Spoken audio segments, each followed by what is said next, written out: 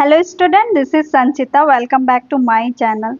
We are going to start with 9th class math. So we are going to start with today polynomial with introduction. Then हम आगे बढ़ते हैं और देखते हैं introduction polynomial का. ओके तो सबसे पहले पॉलिनोमियल तो सेकेंड चैप्टर है 9th क्लास का. आप लोग के ही बुक में है जो एनसीईआरटी का चैप्टर है. ओके तो सबसे पहले हम पॉलिनोमियल देखेंगे कि पॉलिनोमियल की हिस्ट्री क्या है. पॉलिनोमियल आप पहले भी पढ़ चुके हो, ये स्पेशल टाइप है और इसके बारे में आप पढ़ चुके हो जो अभी मैं बताऊंगी कि इसकी हिस्ट्री क्या है. ओके तो पॉलिनोमियल क्या है? पॉलिनोमियल एक है ब्रांच ऑफ अलजेब्रा. क्या है? Branch of algebra.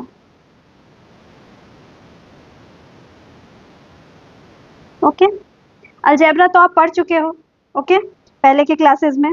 तो अलजेब्रा क्या होती है सबसे पहले तो हम ये समझेंगे, क्योंकि आपको रिवीजन करना भी मुझे जरूरी है, क्योंकि फिर याद नहीं आएगा तो फिर आप समझ नहीं पाओगे. ओके तो अलजेब्रा क्या है? तो अलजेब्रा हमने पढ़ा था, अगर किसी भी चीज़ के बारे में हमें पता नहीं है और उस चीज़ के वो हमें रिकॉग्नाइज करना है तो हम क्या करते हैं, तो हम उसको कोई भी नाम दे देते हैं. कोई भी A B C D X Y Z कोई भी नाम दे देते हैं. जैसे हम क्या लेते थे, तो हम लिखते थे क्या, लेट एक्स. ओके तो ये क्या है, तो ये हम अलजेब्रा पढ़ रहे हैं. किसी भी चीज़ को अगर हमें उसके बारे में उसके नंबर्स उसकी क्वांटिटीज पता नहीं है तो उसे हम किसी भी नाम से किसी भी लेटर से लिख सकते हैं.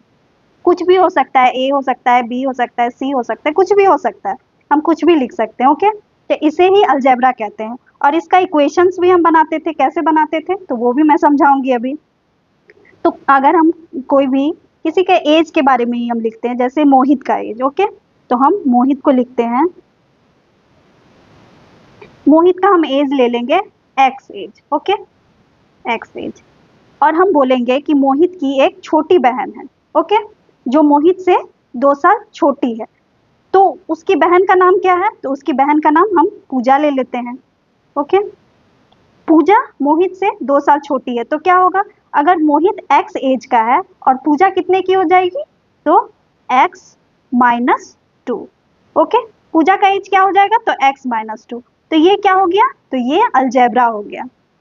अलजेब्रा में हम इक्वेशंस भी सॉल्व करते थे, वो भी मैं अभी समझाऊंगी. एक एग्जांपल लेते हैं हम. ओके अगर कोई ऐसे एग्जांपल है जैसे 3x minus 4 equal to 6x, तो हम कैसे इसे सॉल्व करते थे. यहाँ पे हमें अगर बोले कि फाइंड x, हमें बोले फाइंड x करना है तो हम कैसे करते थे, तो हम इस x को एक जगह पे ले आते थे और ये जो सिंगल लेटर है, सिंगल नंबर है, उसे दूसरे तरफ लेके जाते थे. ओके तो इसे ऐसे सिचुएशन को क्या बोलते हैं, तो हम इसे डिस्प्लेसमेंट कहते हैं. ये आप 6 क्लास में पढ़ चुके हो अपने बुक में. ओके तो इसे डिस्प्लेसमेंट करना कहते हैं, जो हम LHS और RHS को इस तरफ और उस तरफ ले जा सकते हैं. LHS के पार्ट को RHS में ले जाते हैं और RHS के पार्ट को LHS में. तो हम कैसे इसे सॉल्व करेंगे, तो हम लिखेंगे जैसे ये 3x छोटा है और ये 6x बड़ा है, तो हम क्या करेंगे, तो 3x minus 6x is equal to 4. ये 4 इधर गया तो क्या हुआ, ये पॉजिटिव में था तो इस तरफ आया तो नेगेटिव हो गया, और ये नेगेटिव में था तो उस तरफ गया तो पॉजिटिव हो गया. तो इसे सॉल्व करेंगे, तो ये x था, सॉरी ये x है, तो 3x माइनस 6x तो क्या हो जाएगा, माइनस 3x. ओके तो ये माइनस कैसे आया, तो ये 6 जो नंबर है इसका साइन बड़ा है और 6 बड़ा है, इसीलिए 6 का साइन आया है. ओके और यहाँ पे 4x इज इक्वल टू क्या हो जाएगा, माइनस 4/3. ओके तो ये क्या आ गया, ये हमारा x आ गया. इसी को हम अलजेब्रा कहते थे, जिसे हम यूज करके कोई भी ऐसे नंबर्स को निकाल सकते हैं. ओके तो अगर हम मोहित और पूजा का निकालेंगे तो हमें एक नंबर चाहिए. अगर इन दोनों के एज का एडिशन भी दिया होगा तो हम इनके एज को निकाल लेंगे. ओके तो अब हम आगे बढ़ते हैं और देखते हैं अब आगे क्या पढ़ना है हमें.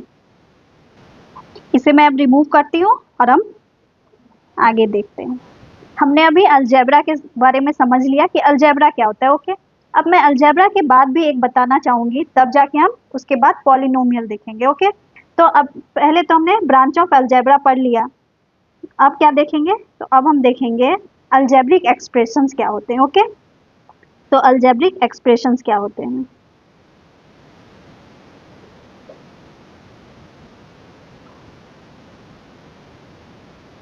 एक्सप्रेशंस। ओके, तो अलजेब्रिक एक्सप्रेशंस क्या होते हैं?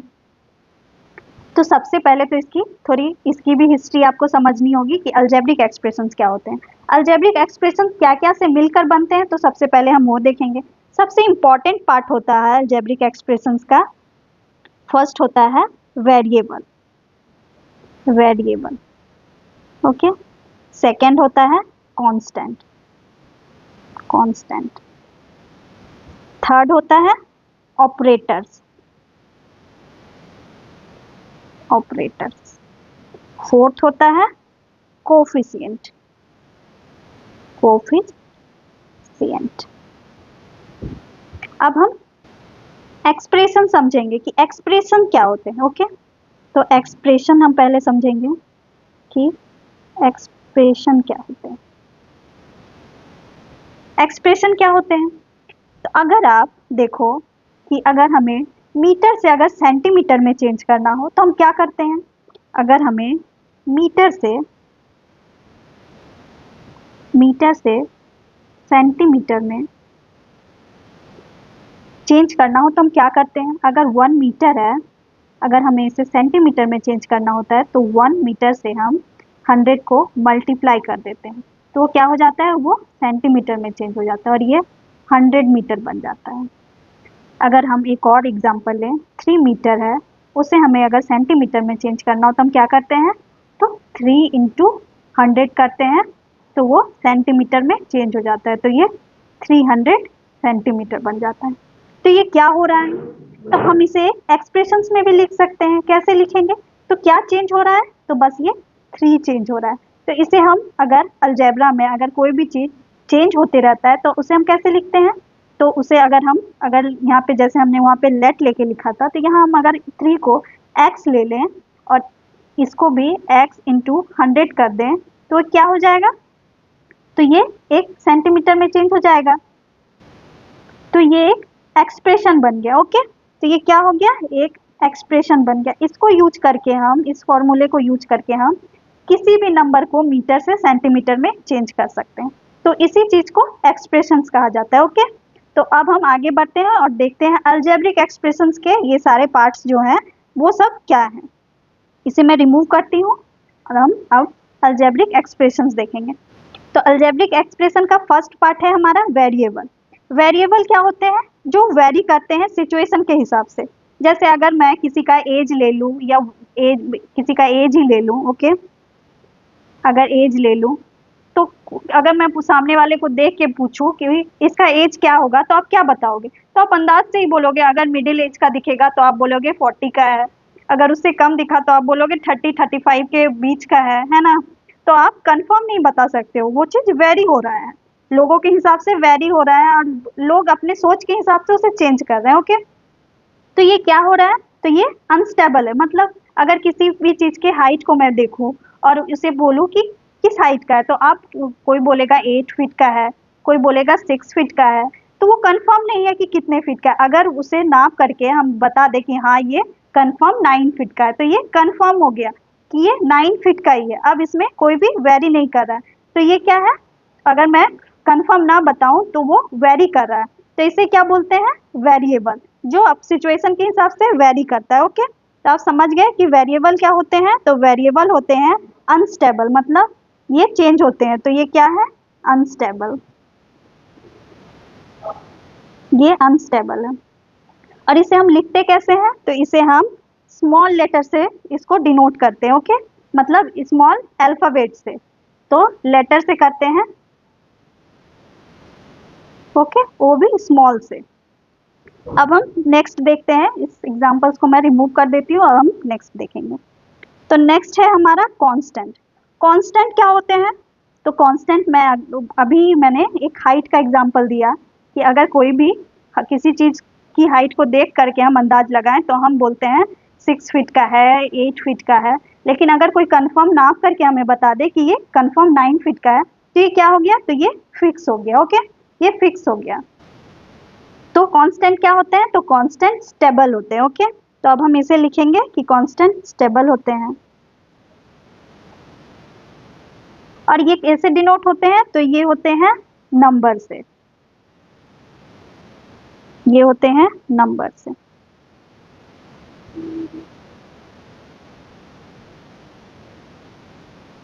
ओके, और एक बात कांस्टेंट के बारे में बतानी है, इसे रिमूव करते हैं और देखते हैं। कांस्टेंट कभी भी वेरिएबल के साथ मल्टीप्लिकेशन और डिवीजन में नहीं हो सकते, एडिशन और सब्ट्रैक्शन में हो सकते हैं। जैसे मैं एग्जांपल लेती हूँ, जैसे यहाँ पे मैंने 7 लिया और यहाँ पे हमने 7x लिया। ओके, तो ये क्या है, ये कांस्टेंट है, ये कभी भी चेंज नहीं होगा, ये स्टेबल है। ओके, ये स्टेबल है। लेकिन ये जो 7x है ये चेंज हो जाएगा। ये x तो वेरी कर सकता है क्योंकि ये एक वेरिएबल है, यहाँ पे कुछ भी मल्टीप्लाई कर सकते हैं, 7 इंटू 2, 7 इंटू 3, तो ये चेंज हो रहा है, तो मतलब ये अनस्टेबल है। ओके, ये अनस्टेबल है, तो ये चेंज हो रहा है। तो कांस्टेंट जो भी है वो कभी भी मल्टीप्लिकेशन और डिवीजन में नहीं हो सकते, लेकिन एडिशन और सब्ट्रैक्शन में हो सकते हैं। वो कैसे, तो देखिए, जैसे हमने यहाँ पे 7x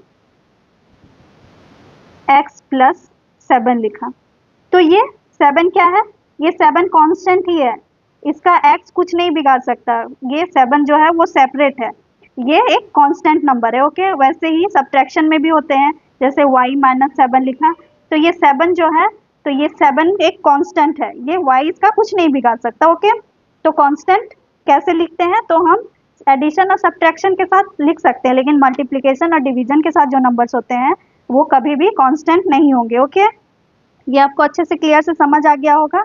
अब थर्ड वन देखते हैं, तो थर्ड क्या है हमारा, ऑपरेटर्स। अब हम ऑपरेटर्स देखेंगे कि ऑपरेटर्स क्या होते हैं, इसे हम रिमूव करते हैं। अब हम ऑपरेटर्स देखेंगे। ऑपरेटर्स क्या होते हैं, तो ऑपरेटर्स होते हैं, जैसे हम ऑपरेशंस रूम में क्या करते हैं, तो टूल्स के थ्रू ऑपरेशंस करते हैं, नाइफ सीजर से, वैसे यहाँ नंबर्स के साथ हमें ऑपरेशंस करने के लिए क्या यूज करना पड़ता है, तो ऑपरेटर्स को। तो ऑपरेटर्स क्या हो सकते हैं यहाँ पे, तो ऑपरेटर्स होते हैं जैसे addition, subtraction, multiplication and division. Okay, ये सब सारे ऑपरेटर्स होते हैं जो हम अलजेब्रिक एक्सप्रेशंस बनाने में यूज करते हैं, और ये जरूर रहते हैं अलजेब्रिक एक्सप्रेशंस में, इनके बिना हम अलजेब्रिक एक्सप्रेशन लिख ही नहीं सकते। ओके, तो एग्जांपल देखते हैं आपकी एग्जांपल्स क्या होते हैं। जैसे हमने लिया 4m plus 2 is equal to 5, यहाँ ऑपरेटर्स कहाँ है, तो ये एडिशन जो है ये ऑपरेटर है। ओके, तो अब आप बोलोगे कि अगर हम +2 को हटा दें और 4m इज इक्वल टू 5 लिख दे, तो यहाँ पे क्या ऑपरेटर्स है, तो यहाँ पे तो कुछ नहीं है, लेकिन यहाँ पे आप देखो, अगर हम 4 इंटू एम लिखें इज इक्वल टू 5, तो यहाँ भी ऑपरेटर्स हैं, ये मल्टीप्लीकेशन। ओके, अगर आप फिर बोलोगे कि अगर हम सिर्फ m इज इक्वल टू 5 लिख दें, तो यहाँ पे क्या ऑपरेटर्स हैं, तो बच्चों अच्छे ध्यान से देखो, कोई भी नंबर सिंगल नहीं रहता है, वो यहाँ पे प्लस का साइन लेके है, ये भी यहाँ पे प्लस का साइन लेके है, तो यहाँ पे ऑपरेटर्स जरूर यूज हो रहे हैं। ओके, बिना ऑपरेटर्स के अलजेब्रिक एक्सप्रेशंस हो ही नहीं सकते, और कोई भी नंबर एक साइन लेके रहता ही रहता है, तो वो ऑपरेटर्स यूज करता ही करता है। ओके, तो अब हम आगे देखते हैं, अभी हम और भी देखेंगे। मल्टीप्लिकेशन और डिवीजन जो है वो स्ट्रॉन्ग ऑपरेटर्स होते हैं, स्ट्रॉन्ग ऑपरेटर्स होते हैं, और जो एडिशन और सब्ट्रैक्शन होते हैं वो वीक ऑपरेटर्स होते हैं। ये आप ध्यान में रखना, वीक ऑपरेटर्स और स्ट्रॉन्ग ऑपरेटर्स में क्या डिफरेंस है, तो देखिए, स्ट्रॉन्ग ऑपरेटर्स जल्दी नहीं टूटते हैं और वीक ऑपरेटर्स जल्दी टूट जाते हैं।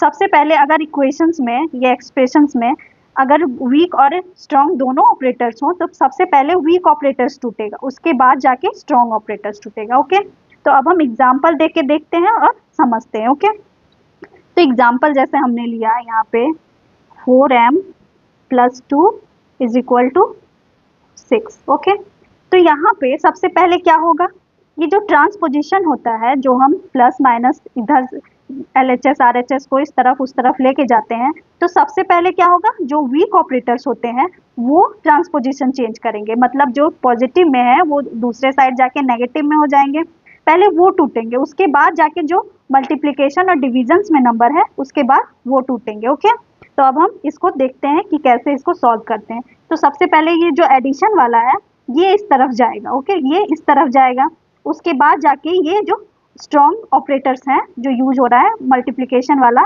वो उसके बाद टूटेगा। ओके, तो सबसे पहले क्या होगा, तो 4m इज इक्वल टू 6, इधर जाएगा तो क्या होगा 2 -2। ओके, उसके बाद 4m इज इक्वल टू 6 -2 कितना हुआ, तो 4 हो गया।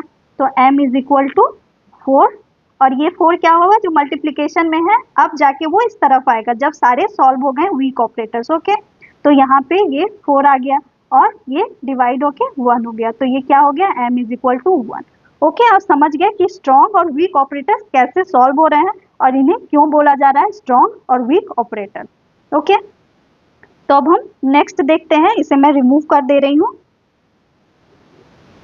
फोर्थ नंबर देखते हैं जो है हमारा कोफिशिएंट। ओके, तो हम वही एग्जांपल लेंगे जो हमने ऑपरेटर्स में अभी यूज किया था, समझा था। ओके, तो हमारा क्या था एग्जांपल, तो था 4m + 2 इज इक्वल टू 6।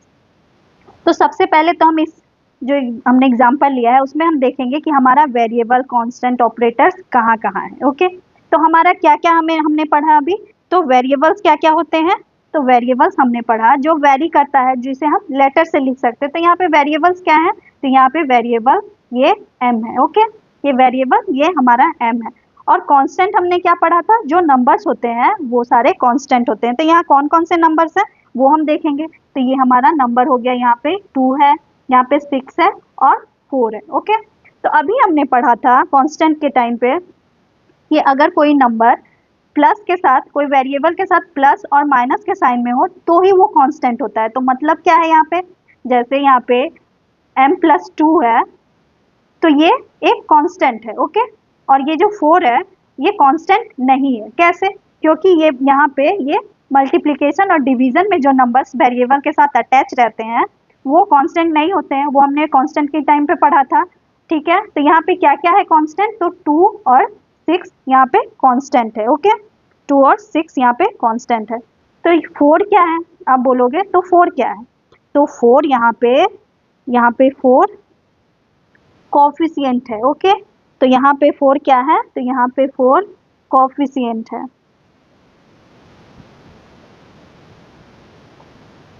जो मल्टीप्लिकेशन और डिवीजन के साथ वेरिएबल के साथ अटैच जो नंबर्स रहते हैं उसे हम कोफिशिएंट बोलते हैं। ओके, हमने ये चारों पार्ट समझ लिया कि अलजेब्रिक एक्सप्रेशंस क्या क्या से बनते हैं, और हमने एक्सप्रेशंस भी समझ लिया कि एक्सप्रेशंस क्या होते हैं। अब हम ये देखेंगे कि अलजेब्रिक एक्सप्रेशंस हम लिखते कैसे हैं। ओके, तो अब मैं इसे थोड़ा छोटा कर देती हूँ और उसके बाद हम देखेंगे कि अलजेब्रिक एक्सप्रेशंस हम लिखते कैसे हैं।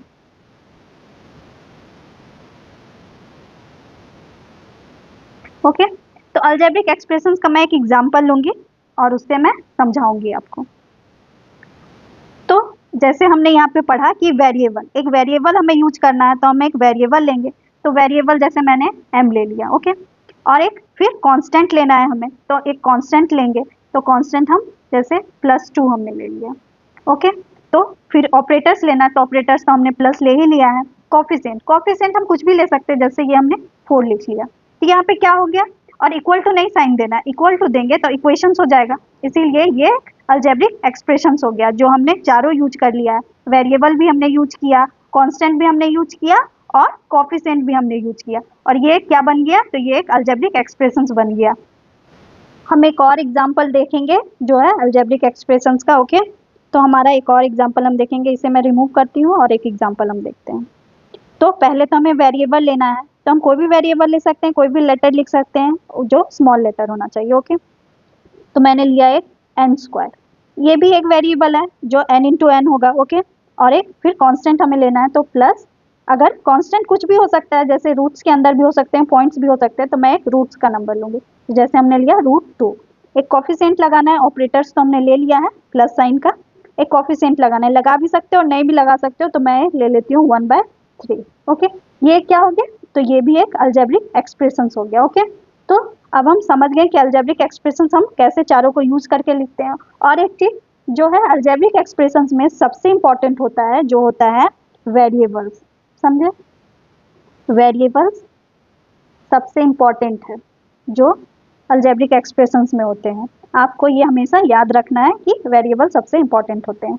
अब हम अपना आज का टॉपिक देखेंगे जो है हमारा पॉलिनोमियल। ओके, पॉलिनोमियल क्या है अब हम ये देखते हैं, इसे मैं रिमूव करती हूँ।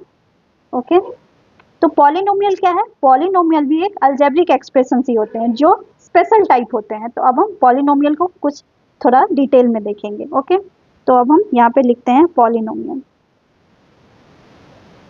Polynomial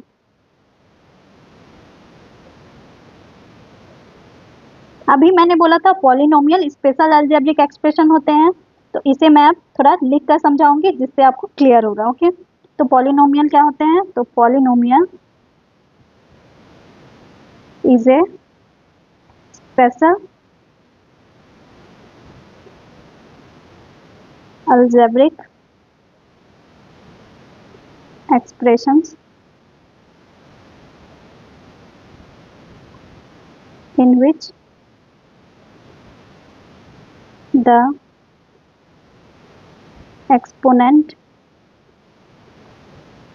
of variable should be whole number।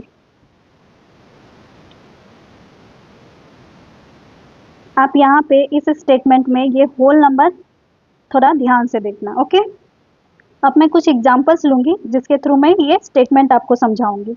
Okay, तो फर्स्ट हम कुछ एग्जांपल्स लेते हैं। तो पहला हमारा एग्जांपल है 3k स्क्वायर प्लस 5। ओके, तो हमारा सेकेंड एग्जांपल हो गया -3/2 root X plus 6। Third example हो गया हमारा 9q square plus 2p square. Fourth example है हमारा 5y का पावर 0 प्लस 9। ओके, ये हमारे कुछ एग्जाम्पल्स हो गए। अब हम इसे देखेंगे कि ये कैसे एक्सप्रेशंस हैं। तो आप यहाँ देख पा रहे हो, तो यहाँ पे हमने ये चारों जो हमने लिखा था वेरिएबल, कांस्टेंट, ऑपरेटर और कोफिशिएंट, यहाँ पे चारों हम यूज कर रहे हैं सभी एक्सप्रेशंस में। ठीक है, तो फर्स्ट हम देखते हैं कि फर्स्ट हमारा ये पॉलिनोमियल एक्सप्रेशंस में आते हैं या नहीं। ठीक है, तो पॉलिनोमियल के क्या है? तो पॉलिनोमियल के यहाँ पे स्टेटमेंट में क्या लिखा हुआ है कि एक्सपोनेंट जो है वो हमेशा होल नंबर्स में होंगे। एक्सपोनेंट क्या होते हैं? हमने लास्ट क्लास में ही, लास्ट चैप्टर में पढ़ा था। जो पावर्स हमने पहले बोलते थे, जिस पावर को, उसका सही बोलने का तरीका क्या है? तो वो एक्सपोनेंट है। तो यहाँ पे क्या होगा? जो वेरिएबल्स के ऊपर जो एक्सपोनेंट होंगे, लिखा हुआ exponent of variable should be whole number. मतलब जो जैसे होल नंबर क्या थे हमारे? तो था हमारा 0, 1, 2, 3 डॉट डॉट डॉट इन्फिनिटिव तक। ठीक है, जो प्लस इन्फिनिटिव तक जाता, तो ये हमारा होल नंबर था। तो एक्सपोनेंट जो होंगे वो होल नंबर्स में होंगे, कभी भी डेसिमल या फ्रैक्शंस में नहीं होंगे। ओके, तो अब हम वही चीज चेक करेंगे कि इनमें से कौन कौन से पॉलिनोमियल हैं या नहीं है। ओके, तो फर्स्ट देखते हैं। तो फर्स्ट हमारा क्या है? तो फर्स्ट हमने वेरिएबल देखा, तो हाँ वेरिएबल है, यहाँ पे कांस्टेंट भी है, यहाँ पे ये वेरिएबल है और ये कांस्टेंट है, 5 है। ठीक है, ऑपरेटर्स भी हमने यूज किया है जो 5 है, सॉरी पॉजिटिव में है। ओके, और कोफिशिएंट भी हमने यूज किया है जो 3 है। और यहाँ पे हमें एक्सपोनेंट भी देखना है कि एक्सपोनेंट होल नंबर्स में है या नहीं। तो देखिए यहाँ पे जो वेरिएबल के ऊपर एक्सपोनेंट है वो 2 है। ये क्या है? ये एक होल नंबर है। ओके, तो ये क्या हो गया? तो ये पॉलिनोमियल है, ये पॉलिनोमियल है। ओके, ये पॉलिनोमियल है। अब हम सेकंड देखते हैं एग्जाम्पल में। तो सेकंड हमारा क्या है? तो -1/2 रूट अंडर एक्स प्लस 6। तो रूट एक्स को हम कैसे लिख सकते हैं? हमने लास्ट क्लास में, लास्ट चैप्टर्स में पढ़ा था हमने कि जो रूट्स में रहते हैं उसे हम एक्स का पावर मतलब एक्सपोनेंट 1/2 लिखते हैं। तो यहाँ पे क्या हो गया? तो यहाँ पे हमने देखा कि एक्स का पावर 1/2 में है, तो मतलब ये फ्रैक्शंस में है, मतलब ये पॉलिनोमियल नहीं है, मतलब ये पॉलिनोमियल नहीं है और ये है। ओके, तो अब हमें समझ आ गया कि ये पॉलिनोमियल नहीं है। अब हम थर्ड वन देखते हैं। तो थर्ड हमारा क्या है? तो थर्ड है 9q square plus 2/pq square. Okay, तो यहाँ पे फर्स्ट वाला हम देखते हैं। तो ये तो मल्टीप्लिकेशन के साथ है, तो ये कोफिशिएंट है। ठीक है, q स्क्वायर, तो ये होल नंबर में है, 2 जो है वो q में, q का जो एक्सपोनेंट है वो होल नंबर में है। ओके, तो ये तो ठीक है, लेकिन जो प्लस ऑपरेटर्स भी हमने यूज किया है, लेकिन पी स्क्वायर, तो अगर कोई नंबर 2/p² लिखा हो और उसे हम ऊपर ले जाते हैं तो क्या हो जाता है वो, तो वो हो जाएगा 2p-2। ये हमने लास्ट चैप्टर में ही पढ़ा था कि अगर कोई नंबर नीचे हो उसे हम ऊपर ले जाते हैं तो वो उसका साइन उसके एक्सपोनेंट का चेंज हो जाता है। तो इसका क्या हो गया, तो ये -2 में हो गया। तो ये क्या हो गया, तो ये होल नंबर में नहीं है, तो ये क्या हो गया, तो ये भी पॉलिनोमियल एक्सप्रेशंस में नहीं आते हैं। ओके, इसे मैं रिमूव करती हूँ, उसके बाद हम लास्ट एग्जाम्पल देखेंगे। अब हम फोर्थ नंबर देखते हैं। हमारा फोर्थ नंबर एग्जाम्पल क्या है, -5y⁻0 + 9। ओके, तो हमने यहाँ पे देखा कि हमने वेरिएबल भी यूज किया है, हमने कांस्टेंट भी यूज किया है, हमने ऑपरेटर्स भी यूज किए हैं और हमने कोफिशिएंट भी यूज किया है। ओके, अब हम देखते हैं कि हमारा एक्सपोनेंट जो है वो होल नंबर है या नहीं। तो यहाँ पे एक्सपोनेंट्स क्या है, तो 0 है। तो 0 क्या है, 0 एक होल नंबर होता है, तो मतलब ये एक पॉलिनोमियल एक्सप्रेशन को प्रूफ करता है कि ये एक पॉलिनोमियल एक्सप्रेशन है। ये चारों अलजेब्रिक एक्सप्रेशंस तो हैं, लेकिन जो फर्स्ट और लास्ट है ये पॉलिनोमियल एक्सप्रेशंस में भी आएंगे। ओके, आपको ये अच्छे से समझ आ गया होगा। अब हम आगे बढ़ते हैं और देखते हैं आज का आगे का टॉपिक। ओके, तो नेक्स्ट हम देखेंगे टाइप्स ऑफ पॉलिनोमियल। ओके, तो टाइप्स ऑफ पॉलिनोमियल,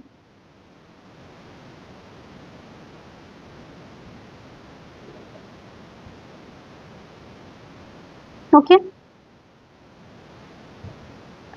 तो फर्स्ट टाइप है हमारा कांस्टेंट पॉलिनोमियल। ओके, तो फर्स्ट है हमारा कांस्टेंट पॉलिनोमियल। ओके, तो कांस्टेंट पॉलिनोमियल होते क्या हैं, तो कांस्टेंट पॉलिनोमियल वो नंबर्स होते हैं जो सिंगल एक नंबर हो। ओके, वो कोई भी नंबर हो सकता है, वो रेशनल हो सकता है, इरेशनल हो सकता है, रियल हो सकता है, होल नंबर हो सकता है, कुछ भी हो सकता है, लेकिन वो सिंगल नंबर होना चाहिए। तो इसका मतलब क्या है कि एक सिंगल नंबर जो होगा वो होगा कांस्टेंट पॉलिनोमियल। उसे क्या होता है, तो हम यहाँ पे लिखते हैं वो नंबर अलोन होने चाहिए। ओके, सिंगल होने चाहिए। तो हम एक एग्जाम्पल लेके देखेंगे। अब एग्जाम्पल हमारा होगा, जैसे हम यहाँ पे अगर -5 लें तो ये भी एक कांस्टेंट पॉलिनोमियल हो गया। एक पॉजिटिव नंबर्स भी ले सकते हैं जैसे 3, एक रूट्स के अंदर भी ले सकते हैं जो होगा इरेशनल नंबर्स। ओके, तो वो जैसे हमने √5 ले लिया। एक डेसिमल नंबर्स भी ले सकते हैं जो होगा 1/7/8, कुछ भी ले सकते हो आप, 1/7/8 ले सकते हो, कुछ भी ले सकते हो। और एक रेशनल नंबर भी ले सकते हो जो टर्मिनेट नहीं होता है कभी भी, हमने लास्ट चैप्टर में पढ़ा था रेशनल नंबर्स के बारे में, जो कभी टर्मिनेट नहीं होता है, जैसे हम लिखते थे उसको 0.3 के ऊपर बार, तो ये कभी भी टर्मिनेट नहीं होते हैं, तो ऐसे बार वाले नंबर्स लिखे जाते हैं। ओके, तो इसका एक एग्जांपल भी है, जैसे इस नंबर्स को आप बोलोगे कि इसमें ना वेरिएबल है ना कांस्टेंट है, कांस्टेंट तो है लेकिन वेरिएबल नहीं है। तो हमने लास्ट में पढ़ा था कि अगर कोई नंबर में, जैसे हमने -5 भी लिया है, ठीक है, तो -5x⁻0 लिख दें, तो ये भी तो एक वेरिएबल है, इसके ऊपर एक्सपोनेंट जो है वो भी होल नंबर है। और इसका क्या होता है, इसका अगर कोई भी वेरिएबल के ऊपर अगर हम 0 लगा दें तो वो क्या हो जाएगा, तो वो 1 हो जाता है। हमने पढ़ा था लास्ट क्लास में पावर ऑफ 0 कि अगर कोई भी वेरिएबल के ऊपर पावर 0 रहेगा तो वो 1 हो जाएगा। तो इसका मतलब ये है कि ये सारे नंबर्स में हम वेरिएबल्स भी लगा सकते हैं, मतलब ये पॉलिनोमियल का एक्सप्रेशन भी हो सकता है, तो इसीलिए इसे कांस्टेंट पॉलिनोमियल्स कहा जाता है। ओके, आपको अब समझ आ गया होगा कि कांस्टेंट पॉलिनोमियल्स होते क्या हैं। अब हम नेक्स्ट देखते हैं। ओके, सेकंड है हमारा zero polynomial. Zero polynomial, okay, zero polynomial क्या होती है, तो जीरो पॉलिनोमियल थोड़ी स्पेशल है, जीरो खुद को ही जीरो पॉलिनोमियल कहता है, तो इसको हम लिख के समझाते हैं। तो जीरो पॉलिनोमियल जो है, जीरो ये वाला ही जीरो है जो itself is called as a zero polynomial। Okay, zero polynomial जो है वो खुद को ही जीरो पॉलिनोमियल कहता है, यहाँ पे भी मैंने वही लिखा है। अब आप बोलोगे कि मैम अभी आपने बोला था जो कांस्टेंट पॉलिनोमियल में सारे नंबर्स आते हैं, तो सारे नंबर्स में तो जीरो भी आता है, तो ये कैसे जीरो पॉलिनोमियल अलग हो गया। तो हाँ, जीरो जो होता है वो अलग अपने आप को पॉलिनोमियल कहलाता है। ओके, तो वो हम आगे के लेक्चर्स में देखेंगे इसको डिटेल में थोड़ा, ठीक है। ये 2 टाइप अभी हमने देख लिया है जो टाइप्स ऑफ पॉलिनोमियल्स में आते हैं। ओके, अब हम नेक्स्ट देखेंगे, तो इसे मैं रिमूव करती हूँ और हम आगे बढ़ते हैं। ओके, अब टाइप्स ऑफ पॉलिनोमियल में हम थर्ड नंबर देखते हैं। तो थर्ड हमारा क्या है? तो थर्ड है हमारा number of terms. Okay, number of terms में क्या है? तो फर्स्ट, इसमें भी 3 पार्ट्स होते हैं, तो क्या क्या होगा? तो फर्स्ट है मोनोमियल, सेकेंड है बाइनोमियल और थर्ड है ट्राइनोमियल। ओके, तो ये क्या होते हैं? ये नंबर्स ऑफ टर्म्स दिखाते हैं। ओके, कि जितने नंबर ऑफ टर्म्स रहेंगे उतना हमारा ये होगा। तो मोनोमियल्स कैसे होते हैं? जो सिंगल टर्म्स रहते हैं, जैसे हम एग्जांपल लेके बताते हैं। हम जैसे फर्स्ट वाले का एग्जांपल, फर्स्ट वाले का है कि जैसे सिंगल टर्म्स, जैसे एक 2x हुआ और 5y हुआ, ठीक है। सिंगल एक कांस्टेंट भी जैसे 3 हुआ, तो इसका भी एक हम वेरिएबल लगा सकते हैं x 0। तो ये क्या हो गया? तो ये नंबर ऑफ टर्म्स जो है, तो ये क्या हो गया? ये मोनोमियल हो गया, जो सिंगल टर्म्स है। ओके, जो सिंगल टर्म्स होंगे उसे मोनोमियल कहा जाएगा। तो बाइनोमियल किसे कहते हैं? तो बाइनोमियल कहते हैं जो 2 टर्म्स रहते हैं जिसमें। ओके, 2 टर्म्स रहते हैं, जैसे एक आप ले लो जैसे 2x + 3।